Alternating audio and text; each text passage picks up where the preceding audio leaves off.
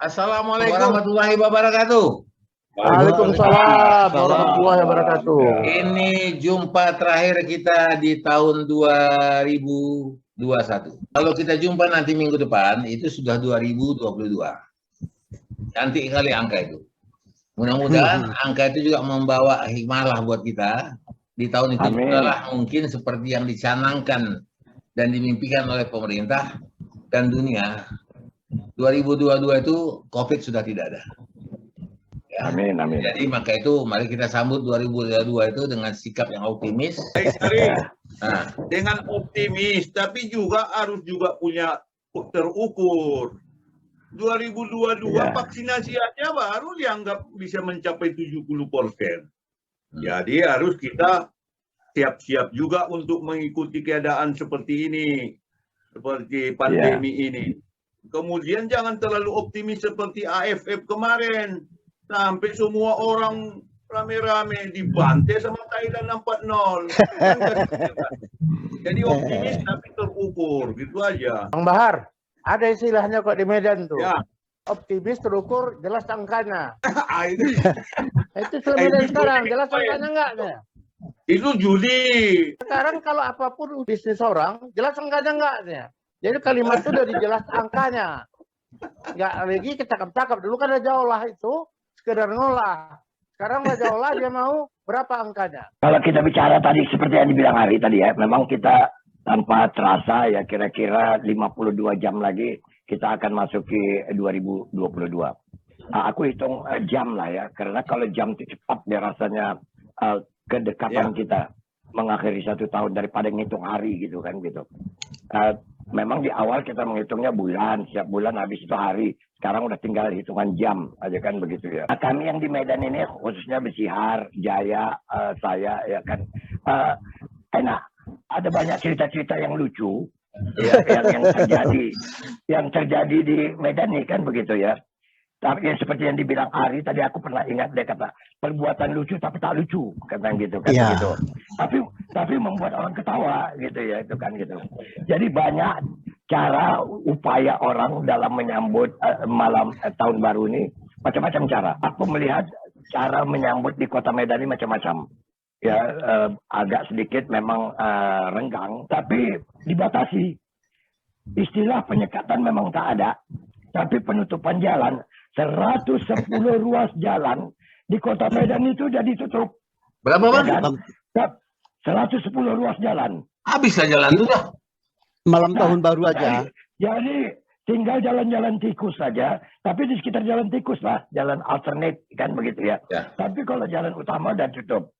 Nah, jadi akhirnya kalaupun dikatakan bahwasanya menyambut tahun baru silahkan Anda, tapi ditutupnya jalan kan. Kemana kita mau apa lagi? Ya, sebenarnya kan dalam tahun baru ini kan ya, harus kita ambil sebagai momentum aja. Nggak ada sesuatu yang saya sih ada dari itu. Karena kalau kita bilang bahwa ada resolusi, ada sesuatu yang ke depan dan lain sebagainya, itu harusnya dilakukan setiap hari. Hari ini harus lebih baik dari kemarin. Itu harus lebih baik dari hari ini. Itu kan sudah terus-menerus kita diajarkan. Tapi tidak perlu menunggu satu momentum tertentu menurut saya. Kalau ingin berbuat lebih baik. Aku menariknya. Aku mau carikan ke begini masalahnya, Bung Idrus. Ya, diargumentasikan bahwasanya penutupan jalan, bukan penyekatan ya. Karena penyekatan itu antara luar kota dengan apa? Ini penutupan jalan di Kota Medan tuh hanya untuk menghindari seperti apa yang kita dengar dari Hari tadi waktu pembukaan adalah untuk menghindari COVID. Ya kan? Memang 2022 COVID ada. Udah pasti, aku optimis itu, yakin. Karena yang ada Omikron, ya kan? COVID udah ada, Omikron ya ada, kan begitu kira-kira. Ini bukan COVID-19 lagi, COVID-20. Udah nggak ada, ya. Jadi yakin lah bahwa COVID. Ya, kalau makanya ini yang kita bahas ini kan ada dua ini. Yang kita bahas itu tadi itu apa momentumnya. Jadi pada saat baru ada perayaan, ada ini dan sebagainya.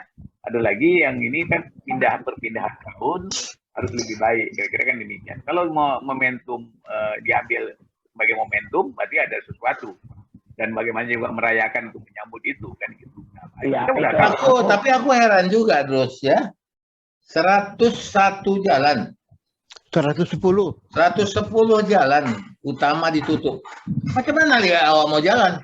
Jalan di Iya, Medan itu memang. jumlahnya 111. Jadi satu aja dibuka. Siratal Mustaqim. Ini kan sebenarnya begini Pak Isari, Bang Halis. Jadi sebenarnya kalau kita ingat, saya selalu ingat nih Pak Jaya ini. Ibarat dari kampungnya lah ini. Di dalam tapi di luar tapi tak kurang. Jadi, Betul, orang-orang Padang kan begitu ya, iya ya. Iya, iya, Dari iya, iya. pinyo di teh. Dan pinyo di luar. Inilah suasana cara orang Medan nanti ini menyambut 2022 ini kan begitu. Jadi keinginan keapanya semua ada, tapi tetap di dalam ikatan kan begitu, dalam kungkungan. Tidak usahlah diapakan terlalu diberikan suatu harapan. Silakan Anda ingin merayakan tahun baru ini. Dan kita dalam yang tahun baru ini kan ada kelas-kelasnya tuh ya. Kelas orang-orang yang berhef ini itu mungkin mengadakannya di hotel kan begitu ya. Itu pun pasti terpusat pada orang-orang yang menginap di hotel. Karena kalau orang luar mau ke hotel udah tak bisa tutup 110 jalan ini kan begitu ya. Ya, orang yang kelas menengah tadinya kan kepingin melihat hiburan kan begitu ya. Di tengah kota diadakan penyelenggaraan apa. Nah, orang-orang kecil ini ya kepinginnya kan itu untuk berkumpul ya kan. Tapi masalah kumpul ini juga yang dilarang. Jadi kembali kepada 110, aku nggak ngerti nih pola berpikir dari pemerintah kota nih kan begitu ya, dengan menutup jalan nih kan. Maksudnya apa? Apakah hanya untuk menghindarkan kerumunan atau apa? Toh juga nanti di kampung itu, walau tak keluar, berkumpul juga ada di situ kan. Jadi Bang, kalau abang bingung sekarang ini, aku sudah lama ya, atau meninggalkan Medan, begitu aku balik, harus lalu lintas berubah. Iya. Bingung kita, ya. Jadi ada hal-hal yang aku rasa agak salah, bukan karena aku tidak terbiasa. Ya kok begini, pikir jalannya, bingung.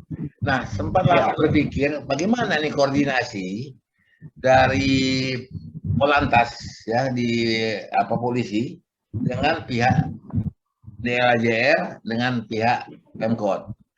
Itu kan harus diatur, jangan mutar-mutar di situ. Kalau jalan di Medan dibuat misalnya sekarang itu kan kalau kota metropolitan salah satu ciri khasnya itu kan kemacetan. Jadi berlomba-lomba lah buat jalan supaya macet. Jadi kadang-kadang kulihat kebijakan tutup sini buka sana traffic light begini. Bukan malah lancar, malah jadi macet. Persoalan macet mungkin aku nggak begitu ini. Tapi aku yang paling nggak suka atau agak ini ya, itu semerautnya itu. Jadi kalau bawa mobil di Medan itu super hati-hati. Itu bisa kaca spion bisa melayang sama dari belakang semua orang itu nggak peduli. Oh ya, sering. Jadi merautnya lebih. Kalau kalau di Jakarta ini kan jauh lebih tertib ya. Artinya mereka sama-sama sadar sedikit saja melakukan penyimpangan itu udah tahu dari resiko tinggi. Di sana nggak peduli. Itulah pula artinya ini Medan Bong kan ya. Itulah pula. Kalau dikatakan oleh Ari tadi itu bahwa dia sudah lama itu kan bingung melihat apa ya perubahan-perubahan. Yang aku lihat sampai akhir 2021 nih, yang tak berubah tuh Besihar. Dia tetap konsisten dengan rokoknya kan begitu. Iya kan.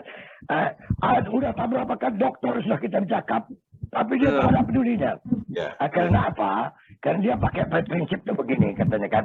Mungkin kalau kita ulang feedback ke belakang kemarin tuh kan tentang bahwasanya bagaimana BPJS mengatakan kesehatan itu ada dihabiskan uang BPJS itu sekian persen karena orang perokok.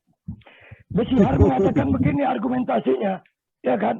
Walaupun kami merokok, kami ada kontribusi untuk negara dengan bayar pita cukai, kan begitu. Cuma COVID semalam, mana ada kontribusinya, keluar duit aja ini kita kan ya. Besihar lebih hebat cara berpikir Besihar lagi dengan merokoknya nih. Konsistensi itu perlu Bang. Aku lihat ini kondisi ini Bang Halis, itu yang membuat jalan polisi sama perhubungan nih itu tidak belajar ke pengguna jalan. Tahun yang lalu bulan puasa hari raya itu kan di stop banyak stopan, tapi aku bisa sampai ke tujuan juga. Jadi waktu aku naik Grab bisa nih Bang, gampang lah itu. Asal bergerak ada jalan asal ada berjalan ikuti aja katanya. Rupanya orang tuh sudah punya kode. Nggak ada yang tertutup sama orang itu. Nah, 110 berapa 110 jalan ditutup, pasti ada kuncinya, celah-celahnya, sehingga mereka tahu kalau arahnya rame bergerakan begini itu jalan terbuka. Cuma aja polisi atau memang sudah ada kerjasama. Tapi bagi kereta, sepeda motor, bagi mobil susah. Jalan tikus. Kalau yang ditutup ya itu kan yang di kota-kota ya. Yang paling parah juga itu di perumahan-perumahan itu yang pakai portal itu. Kita kalau udah masuk atau keluar rumah sana tutup sini tutup. Nah sekarang kalau kita mau lihat misalnya Waze atau mau lihat dari Google Map, dia mana tahu situ ada portal, dia tetap aja nunjuk lewat di situ. Itu sampai situ buntu, bukan buntu itu ketutup itu. Nah ini persoalan juga tutup jalan ini masalah juga. Nah, di Google atau di Waze memang begitu. Tapi di antara mereka ada kode. Ini buka sampai. Aku dari rumahku ke Glugur bypass itu kan mau tak mau harus lewat jalan besar tuh. Tapi mereka tahu kemana masuknya, kemana yang terbuka. Aku balik dengan apa yang dikatakan Jaya tadi itu ya. Bagaimana polisi lalu lintas bersama dengan dinas perhubungan ya kan yang tidak konsisten lah, artinya tidak begitu sesuai dengan apa yang dinyatakan kan begitu ya. Sebenarnya bukan itu tuh. Aku melihat masyarakat kita orang Medan nih, ini yang paling apa? Sudah tahu dilarang, itu juga yang mau dilanggar. Begitu. Nah, itu kebiasaan kita itu dicari di mana celahnya. Coba tengok kata Jaya tadi. Kita main dari jalan tikus saja gitu. Untuk apa lagi? Kan sudah dilarang. Itulah hebatnya, sehebat apapun peraturan kau buat, yang penting ya tujuan itu tercapai katanya. Ya. Saya lihat memang tidak ada kesepahaman baik antara pemerintah sendiri instansi, apalagi dengan masyarakatnya. Kan ini problemnya kita ini, khususnya di Medan. Barusan saya dengar warta berita di TV, dokter menjual vaksin diputus di pengadilan. Cuma di Medan, di Indonesia ini tuh. Di mana orang jual vaksin, apalagi dokter. Nah inilah orang Medan harus ada ini kesepakatan dalam melaksanakan kegiatan. Apalagi nanti yang mau diajak Pak Ishari menjewer atau menampar. Ini panjang lagi nanti. Itulah kelebihan Medan tuh, Bung Bahar. Ya kan? Ya. Kita harusnya mengambil contoh kan, panutan kita tuh kan sebenarnya adalah atasan ya. Yang berkuasa lah kan begitu. Tapi ya kembali kepada masalah itu, kadang-kadang para atasan ini kalau dari sudut etika, sudut kesopan santunan, ya sudah mulai turun kadarnya kan begitu. Sampai ada yang viral sekarang tentang seorang pejabat menjewer ya kan. Gubernur lah langsung aja pejabat-pejabat gubernurnya menjewer kan anggota masyarakatnya yang kebetulan di bawah apa dia kan begitu ya. Dan itu kan menjadi viral persoalannya ini kan.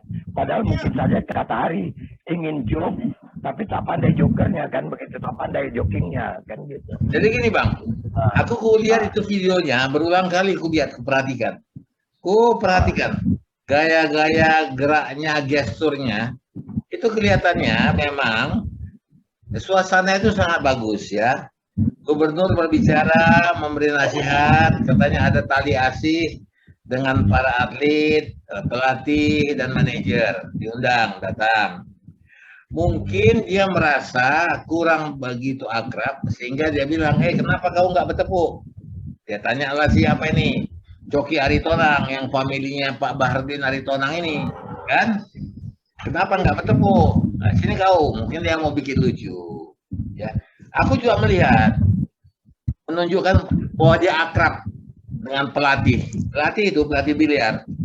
Maka dia peganglah kupingnya. Dia jewer kecil aja, mungkin juga dia masih lucu. Tapi kemudian karena dia lihat orang yang dipanggilnya ini, Coki Aritonang ini, dia menganggap itu satu yang lucu, jadi serius. Dia jadi serius. Ya, jadi akhirnya mulai mengumbar kata-kata yang agak kurang pantas juga. Jangan lagi dipakai ini, Bang. Keluar dari ruangan. Kan jadi berubah. Itu yang pernah ada bilang, sekali mau bikin lucu, ketawa orang. 2 kali lucu, 3 kali, orang marah. Ya, katakanlah Bang, tidak sembarangan juga kita bisa memegang kuping orang. Tak boleh itu. Dalam etika pun tak boleh itu. Kalimat kemudian, ketika si Coki ini diwawancara, dia memberi satu apologi penjelasan yang menurut aku masuk akal. Saya akan bertepuk kalau yang diucapkan oleh gubernur itu spektakuler. Kalau dia tidak mengucapkan biasa-biasa aja, buat apa saya bertepuk? Nah, bahwa saya akan membuat Sumut ini menjadi hebat sampai kapan masa jabatan saya. Apa yang spektakuler katanya. Nah, cuman kenapa kalau orang tidak bertepuk? Sekarang udah keluar meme.